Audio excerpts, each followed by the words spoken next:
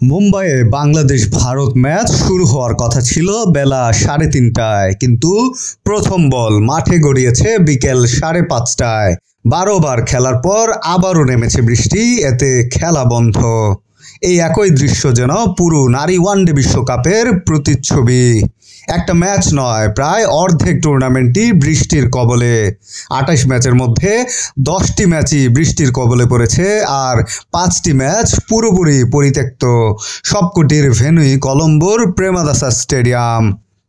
এই বৃষ্টির সবচেয়ে বড় ভুক্তভোগীদের একটি নিউজিল্যান্ড। 2টি ম্যাচ পুরোপুরি পরিত্যক্ত, আরেকটির ভাগ্য নির্ধারণ হয় ডাকওয়ার্থ লুইস নিয়মে।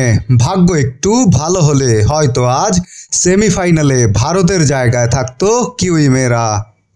সব মিলিয়ে হতাশ নিউজিল্যান্ডের অধিনায়ক সোফি ডিভাইন। এক সাক্ষাৎকারে তিনি প্রশ্ন তুলেছেন আয়োজন নিয়ে। বলেছেন, আমরা তখনই বুঝেছিলাম যখন জানলাম বিশ্বকাপের কিছু অংশ অক্টোবরে শ্রীলঙ্কায় হবে, আর সেখানে তখন বর্ষাকাল। গুগলে একটু খুঁজলেই জানা যায় এটা। ডিভাইন বলেছেন, টুর্নামেন্ট আয়োজনের সময় আয়োজকদের আবহাওয়ার পূর্বাভাস ও মৌসুমি বাস্তবতা বিবেচনা করা উচিত ছিল।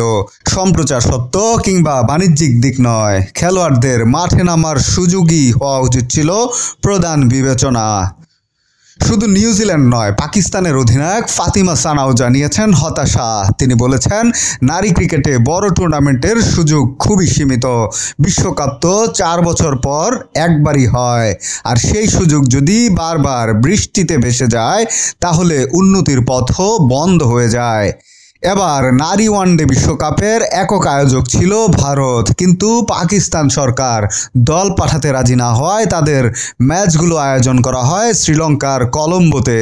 এর ফলে বৃষ্টিপ্রবণ সময়ে সেখানে টুর্নামেন্টের বড় অংশ আয়োজন হয়, যার পরিণতি এখন এই পরিত্যক্ত ম্যাচের মিছিল।